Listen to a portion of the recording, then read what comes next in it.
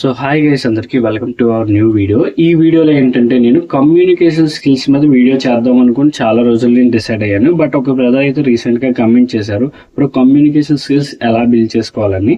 So బేసిక్గా communication స్కిల్స్లో చాలా important matter ఏంటంటే ఏ జాబ్కి వెళ్ళినా బేసిక్గా ఫస్ట్ చూసేది communication skills and your body language.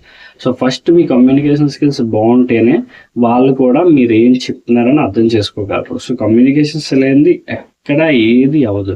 For example any work, business, any relationship, anything, communication is the perfect matter. So ఈ communication స్కిల్స్లో 5 factors అనేవి చాలా ఇంపార్టెంట్. సో ఈ 5 ఫ్యాక్టర్స్ నేను ఇంగ్లీష్లో చెప్పొచ్చు, బట్ తెలుగులో నేను సెలెక్ట్ చేసుకొని మాట్లాడుతున్నాను. ఎందుకంటే ఫర్ ఎగ్జాంపుల్ నేను కమ్యూనికేషన్ స్కిల్స్లో చాలా గుడ్, బట్ నేను కమ్యూనికేషన్ స్కిల్స్ అనేవి ఇంగ్లీష్లో చెప్తే ఇప్పుడు తెలుగులో ఎవరైతే అర్థం చేసుకోగలరో, ఇంగ్లీష్ అంతగా అర్థం కాలేదో వాళ్ళకి నేను చెప్పే ఇన్ఫర్మేషన్ అనేది అర్థం కాదు. సో నేను తెలుగులో చెప్తూ ఇంగ్లీష్ అనేది ఒక మోడరేట్ ఎగ్జాంపుల్గా నేను చెప్పడానికి ట్రై చేస్తాను.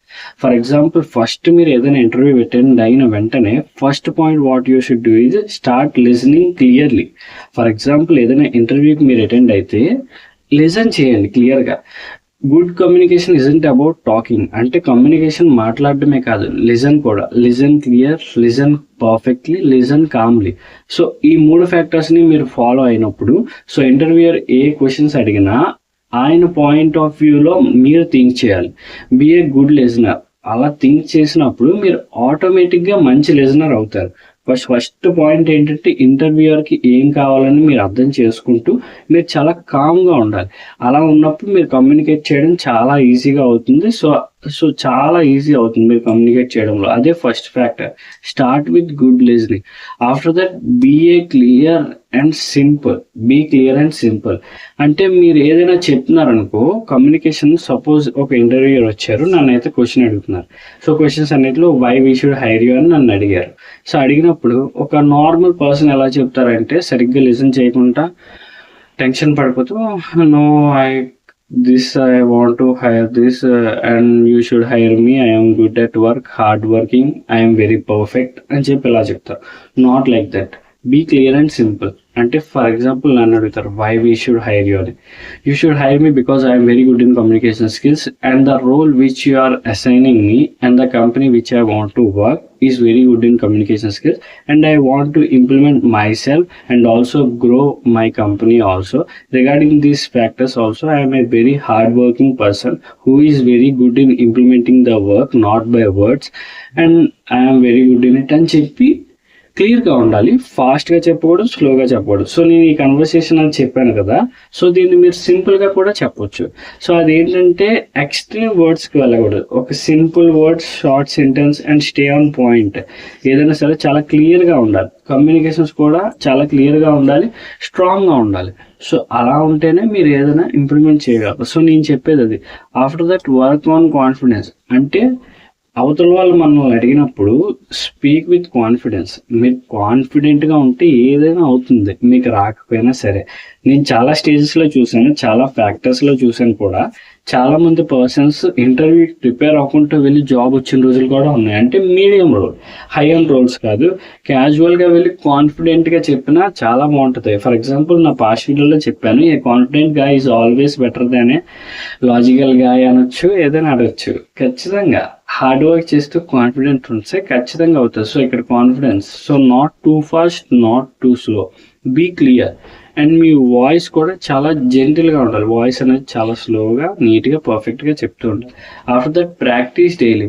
For example communication is like A muscle. For example muscle అని ఎందుకు చెప్పానంటే డైలీ మీరు ఎక్సర్సైజ్ చేస్తేనే మీ మజిల్ గ్రోత్ అవుతుంది. As simple as this also communication. For example ఒక కెమెరా ఆన్ చేసి పెట్టుకోండి. సో అందులో ఏంటంటే మీరు ఏం చెప్పాలనుకుంటున్నారు అనేది డైలీ మీతో మీరు ఫేస్ ఆఫ్ చేయండి. ఇంకొక పర్సన్ ఫేస్ చేయలేను అనుకుంటే అక్కడ మీరు చెప్పేదాన్ని కమ్యూనికేట్ చేసి మీరు ఆ కెమెరాను ఓపెన్ చేసి మీ ఎక్స్ప్రెషన్స్ కానీ, మీరు చెప్పే విధానం కానీ, మీ బాడీ స్ట్రక్చర్ కానీ, మీ కమ్యూనికేషన్ స్కిల్స్ ఎలా బిల్డ్ చేశారు అన్నది కంప్లీట్గా వాచ్ చేస్తూ ఉండాలి. సో అలా వాచ్ చేస్తే మీకు ఏంటంటే మొత్తం ఎలా చేయాలి అన్నది ప్రాక్టీస్ చేయడం వస్తుంది. మీలో మీకు కాన్ఫిడెన్స్ పెరుగుతుంది. After that body language. Body language also చాలా ఇంపార్టెంట్ నేను చెప్తున్నాను. సో ఫర్ ఎగ్జాంపుల్ ఒక కమ్యూనికేషన్కి, ఒక ఇంటర్వ్యూకి వెళ్ళిన తర్వాత ఇంటర్వ్యూ అడగకముందే మీరు కూర్చోకూడదు.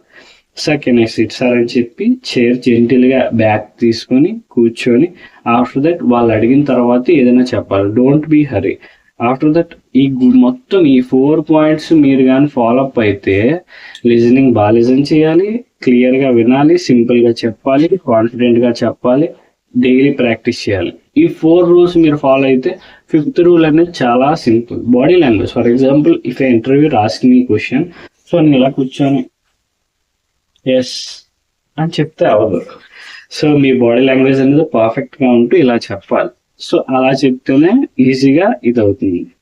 సో నేనైతే ఈ కమ్యూనికేషన్ స్కిల్స్ కోసం ఇదే బాగా కాన్ఫిడెంట్ గా చెప్తాను. వీడియో చాలా షార్ట్ గా చేసి చెప్పాను.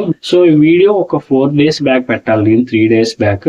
బట్ నాకు ఇంటర్వ్యూ సెషన్స్ ఉండడం వల్ల నేనైతే ఈ వీడియో పెట్టలేకపోయాను. సో కమెంట్ చేసిన బ్రోకి అయితే చాలా థ్యాంక్స్. అలాగే సారీ బ్రో, నేను ఏంటంటే వీడియో ఒక 3 days లేట్ అయింది అప్లోడ్ చేయడానికి. నా షెడ్యూల్ చాలా బిజీగా ఉండడం వల్ల నేను వీడియో అప్లోడ్ చేయలేకపోయాను. వీడియో చాలా హెల్ప్ఫుల్ అయింది అనుకుంటా. సో ఎవరికైనా హెల్ప్ఫుల్ అయితే ఖచ్చితంగా వీడియోని అయితే లైక్ చేయండి, కామెంట్ చేయండి.